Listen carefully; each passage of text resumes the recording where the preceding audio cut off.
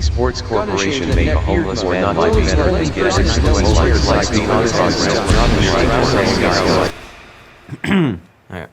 Yes, I know. The first thing on your mind is, Mo, you look great. Well, that's the thing. I always look good, but now I look great. Listen, there's a lot of negativity in the comments. There's a lot of people calling me fat, homeless, messaging Nadeshot, messaging John Robinson, the COO, CEO of 100 Thieves, to get this homeless man off the show. Now listen, I didn't grow a beard and I didn't look homeless for the sake of being homeless. I don't like looking worse than I usually do. Like, look at me right now. I love looking like this. The problem is I didn't do it for myself. I did it for NA. Now, in case a lot of you guys don't know, in traditional sports, it's very, very common for not only players, but their fans to grow out their beards. It's a superstitious thing, and they grow out their beards because they don't want to change anything that's already working, and they'll only shave their beard when their team actually wins or if they get eliminated. Now, I know you guys don't know traditional sports, so let's talk esports. You got Bjergsen. Think about Bjergsen, think about the beard he have, and think about all the negativity that was coming his way because of the beard. Well, Bjergsen won NA, he won 5 best of 5s in a row, and he took the whole entire split.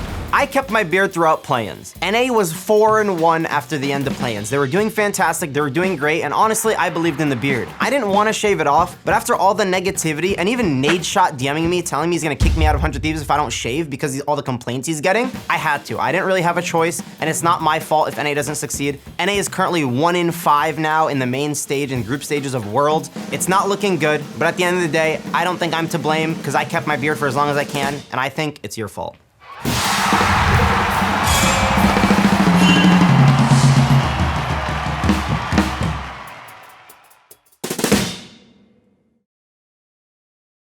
In this upcoming segment, we're gonna be talking about Worlds. Now, I don't wanna talk about Worlds on my own. We had Dom in the past. We were supposed to have Dom last week, but unfortunately, he flaked on me and didn't show up. Now, I'm gonna be honest, I have a little bit of trust issues right now. I don't wanna just invite anyone. So the next guest we have on the show is someone I know who will never betray me, someone who always has my best interest in mind. Welcome to the show, Yassuo. Thank you, thank you. Holy shit, a bread jersey. Didn't this get sold out in like 2 seconds? Thank you. I'll just add it to the collection.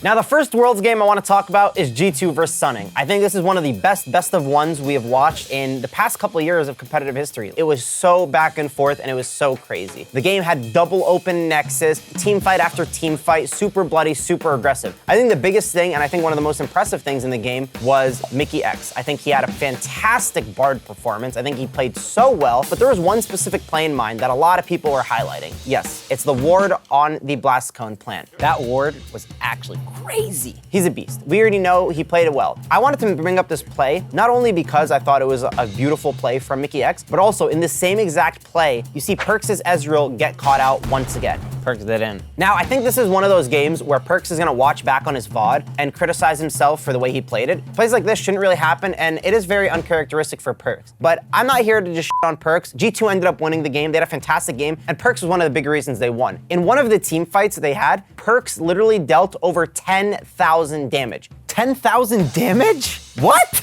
I don't know when the last time I've seen 10k damage dealt in a single team fight, but Perks absolutely popped off there. mikyx had a banger of a game, and I think the team overall played well. The next match I want to talk about is one of the highest quality matches we've seen in a long time. Not because of the match that actually happened, but both of these teams. Top Esports is considered the favorite to win Worlds currently. They're facing DRX. Both teams are stacked. Now, the match was super interesting because of the picks, in my opinion. I absolutely loved Knight's Nocturne. Not only because he picked Nocturne into Twisted Fate, so he can match global pressure, he picked Nocturne because the enemy team had a Quinn top lane. Now, the thing with Quinn, abusive lane bully. It's a Renekton with range, but the biggest problem was the Nocturne pick absolutely negated that. There was not much split pressure from the Quinn because if you overextend, you're gonna get Nocturne ulted from the mid lane. And even if Twisted Fate ults up there, you're 2 squishies against a Nocturne and another carry in the top lane, it's not even gonna be close. I was not a big fan of the Draven coming out of Deft. I didn't really see much to do. But at the same time, I don't think the game was very playable for him. At multiple times in the game, there were 4 or 5 men diving him, and JackeyLove really stepped it up. JackeyLove really looked disgusting on the Senna. The Senna just didn't even look real. It looked like a completely different champion with his hands on it. Due to NA's recent poor performances, it has brought up the classic discussion regarding NA at Worlds, NA's poor performances, NA's work ethic. I will tell you my thoughts on it, but first, what do you think? Yeah, so that's not anything new though. I don't know if you've seen the recent LS tweet, but it's nothing new. This is literally the environment that we've had. I understand the community. I know a lot of back-end stuff. I know plenty of cases in the LCS where certain players don't want to scrim or practice with the academy equivalent of their role. They don't want to help them improve because it's a lack of job security. You're improving the player that potentially could take your job. Now, the problem with that is that's not the mindset you can have to win World. You have to have the mindset that you need to improve and you want to improve no matter what it takes. You don't care about the job, you don't care about the money. All that matters is winning, and I think that's the mentality that a lot of these Eastern teams or even like the European teams have. Over at 100 Thieves, I'm sure you know, since you're a part of 100 Thieves, they're trying to make the next team, they're trying to make the academy team, but the problem is the scale. 100 Thieves is doing that on a scale with the next team. China, Korea, Europe, they're all doing this at the level of World. They're bringing up this talent from scratch, new talent every single year, every single season, there's new names. In NA, we just have the same names, the same people, and there's not much new talent. And the thing is, it doesn't mean that the new talent has to replace the old talent, but the new talent needs to grow in order to help the old talent improve and keep up with international teams. Honestly, just took the words right out of my mouth. That's exactly what I was thinking. Now, we can only hope for better performance out of NA. We can hope for more exciting Worlds games as we've been getting. And yeah, we'll keep you posted on any updates. Listen, I know by now we all have Riot's sponsorship integrations memorized by heart. You got the Bud Light Ace, you have the Red Bull Baron Power Play, but I actually have Riot's secret 2021 sponsorship integrations that are gonna be on the cast. So I'm gonna leak that here for you now and give you my thoughts. Riot's not gonna be happy with this.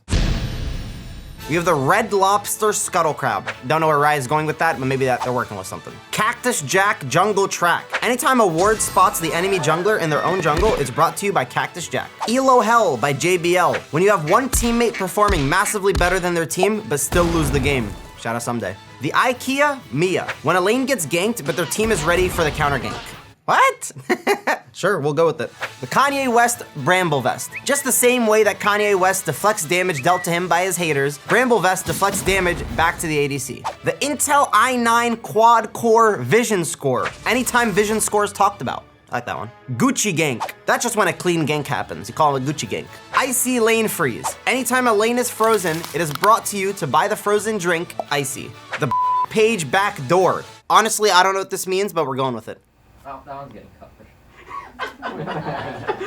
H&R Block Lane Tax. Anytime a jungler takes minions from lane he ganked, it's brought to you by H&R Block. It's Lit Baron Pit. Anytime Baron is taken in the game, it will be replaced by a concert performance from Cactus Jack. The Red Cross Clinic. When a player gaps an enemy laner so badly, a clinic is set in the winning player's name. Example, the T1 Toddler Clinic. What? Well, that's all we have for Riot's 2021 sponsorship integrations. Let us know what you think and let us know which one you're most excited about.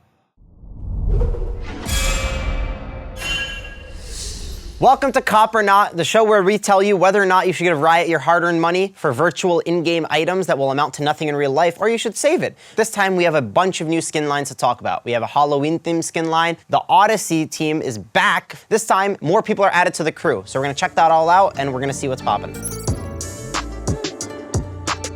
So the first skin we have is Bewitching ELISE. Now, the animations on this skin honestly don't seem that much different from a lot of the other skins. The biggest thing to note here, in my opinion, when she is in spider form, her auto attacks and the purple animations around them look super cool, but that's the problem. That's the only thing that I really noticed that was super unique from all the other skins and interactions. I don't know if it does it for me. I'm gonna be honest. The skin's cool. Honestly, it's up to your discretion whether or not you wanna buy it, but it seems somewhat similar to like the Death Blossom ELISE skin and some of the other ones, so it's up to you here. So now to get into the second skin, we have Little Devil Fizz. This is probably my favorite skin out of this whole entire collection. It makes sense because if you're a Fizz player, you're already pretty much the devil. So I think the skin just goes really hand in hand with Fizz because Satan literally has a trident. Fizz players are literally Satan. And you even see the E animation, how he like just changes body form and color completely. And we haven't even seen the shark, so just wait for the shark. So it's just too good. This skin is 100% a cop. If you play Fizz, buy this skin, and let's get on to the next one. So the next skin we're looking at is Pumpkin Prince AMUMU. Although it looks pretty unique, I like the pumpkin on AMUMU, and I really like the colors with him, but honestly, after looking at the skin over and over and seeing the ult animation and the E animation, I think it's super cool. I think it looks pretty Halloween themed. I would definitely cop this if I played AMUMU, but I don't play bad champions in the jungle, so I don't. So that's it for the Halloween skins. I think Riot did a fantastic job with these. Maybe Bewitching ELISE, could have done a little crazier. But honestly, even then, all 3 skins I thought were pretty damn good, and I'm a fan of the collection so far. Now let's jump into the Odyssey skins.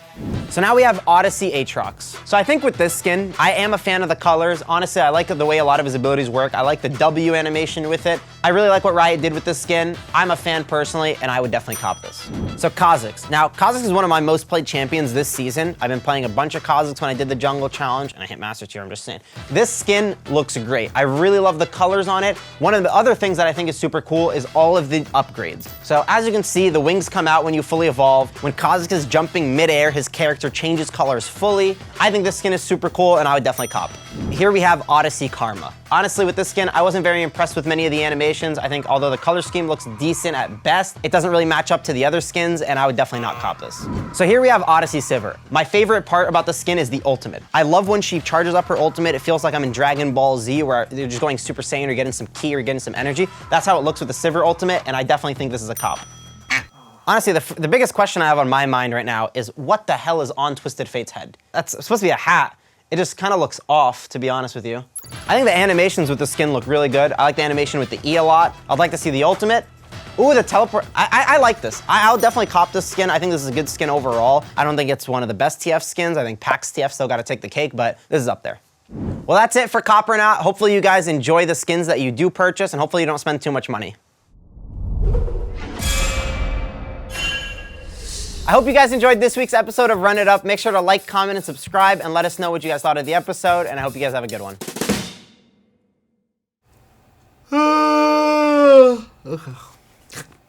Damn, that's crazy. Yeah. Okay.